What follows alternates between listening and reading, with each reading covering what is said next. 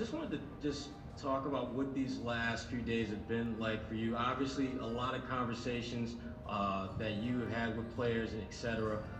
Where are you at in terms of processing all that while at the same time, Jaylen, obviously getting ready for a basketball game and just the balance that you have to strike with those two things?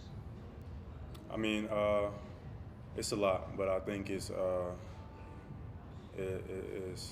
necessary. I think that we all are, as athletes, came down here to play basketball, but in the same sense, we got stuff that's important to us. So trying to balance both and having conversations and meetings and things like that is all a part of it. And I'm actually proud of our guys for some of the unification that we've shown over the last few days.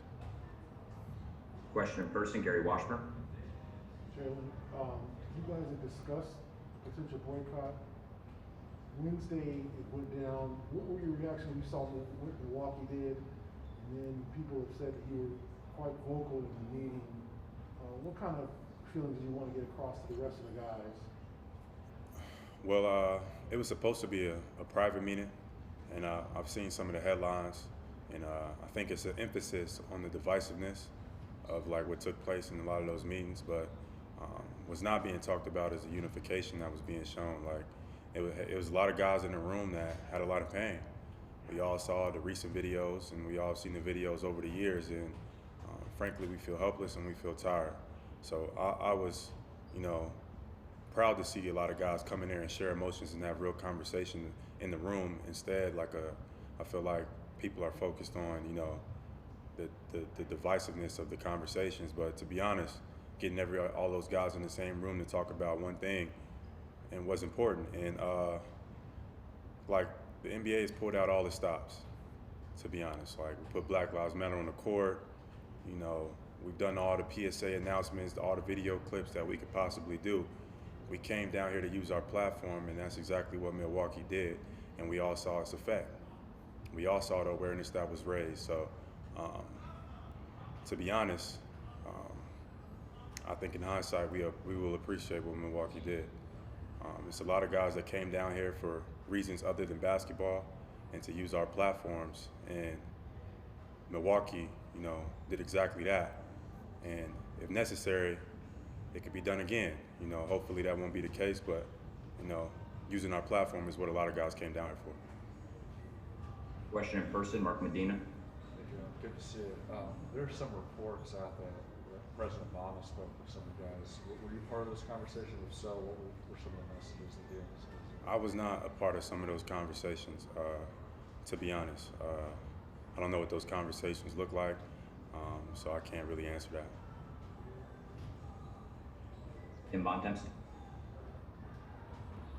Jaylen, obviously you guys don't get a chance to have, 10, 12, 13 teams of guys in a room together very often. I know obviously the circumstances were not great, but when you talk about the unification that you guys have had this week, like how much good has come out of the fact that you guys can all get together and have conversations like this in a way that obviously normally throughout the course of a regular season you never get that kind of a chance?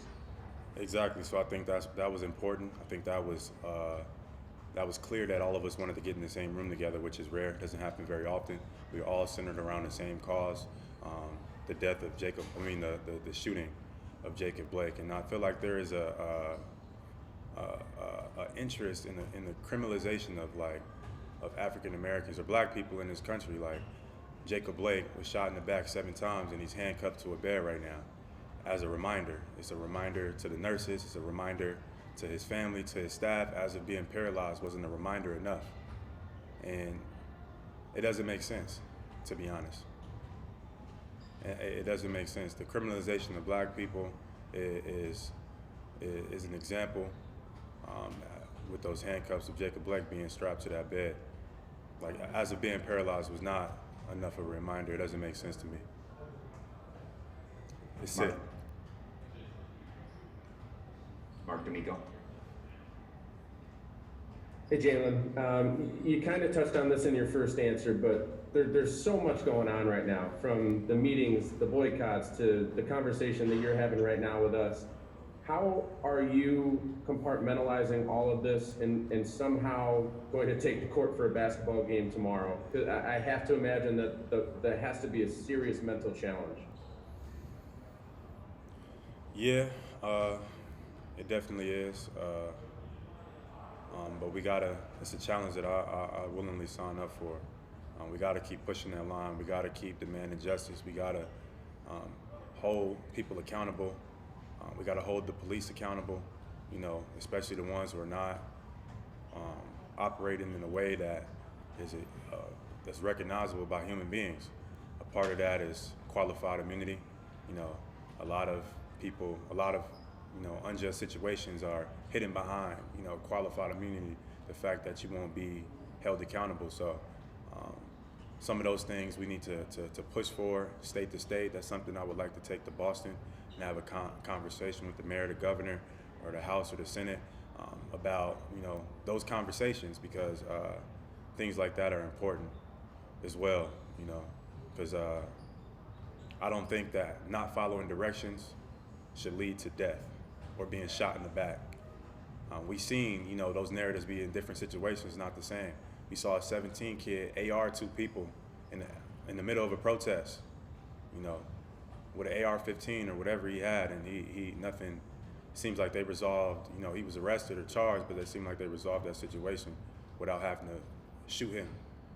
And other these situations with other people of color, it doesn't always end in that manner. So we need to have these conversations, and it's important. Racism exists. It is here. Anti-blackness exists, and despite all the people, the 30% or 40% of America that disagree, that's the percent that we need to enlighten and continue to understand that this is not okay. This is a human issue. This is not black versus right. This is right versus wrong. Mark Murphy. Hey, Jaylen. I know it's a little different in Boston because the Celtics don't own their arena, but how much of a short-term impact can opening these arenas as polling places have by November? That's another thing. Initially, when we went into those discussions with the Board of Governors, every arena was supposed to be the case, not just arenas that were owned by, the team that we play for. Every arena needs to be open. Voter suppression is real, and I don't understand why that's a problem or that's an issue, but every arena should be open and should be available and accessed to be able to have people of color, disadvantaged people, to feel like, they can vote. Voting shouldn't be this hard. It shouldn't be this, this much of a disconnect between. It should be something easy, and yet there is, less and less voting polls in certain communities, less and less workers in certain communities, and it makes it extremely difficult. As difficult as it already is already, it makes it even more difficult to get outside and vote. So I would like to see every NBA team, regardless of what was agreed upon or whatever, open. And I would like to see more players and athletes, people of influence, bring it to their cities to kind of combat that. John Corrales. Jaylen, how confident are the players in long-term support from ownership when there are a number of people in these ownership groups that have contributed money to political opponents, people who politically oppose some of the things that you're fighting for? I'm not sure. I can't speak for everybody. I can only speak for myself, and I am not sure. I'm not as confident as I would like to be. I would say that. I think that promises are made year after year. We've heard a lot of these terms and these words before. We heard them in 2014, reform, and we're still hearing them now. A lot of these are just reshaping the same ideas, and nothing is actually taking place. Long-term goals are one thing, but I think there's stuff in our wheelhouse as athletes and our resources and the people that we're connected to, that short-term effect is possible as well. Everybody keeps saying that change is going to take this and change is going to keep that, and that's like the incrementalism idea that keeps stringing you along. to make you feel like something's gonna happen. Ain't nothing happening. People were dying in 2014 and it's 2020 and people are still dying the same way. And they keep saying reform, and ain't nothing being reformed. So I'm not as confident as I would like to be out here, these words that are being said, but you know, like I said, we pulled out all the stops. There's nothing more that really could be done. To be honest, here as athletes in the NBA, I think the NBA did a good job initially, you know, about putting Black Lives Matter on the court. Our jerseys have a message behind them, TV, timeouts. We've done a numerous amount of videos, and it's still not enough. People are still getting killed in the street, and it's still like the climate of America is still the same. But once again, I commend what the Milwaukee Bucks did. We all seen its effect and awareness that it rose, you know.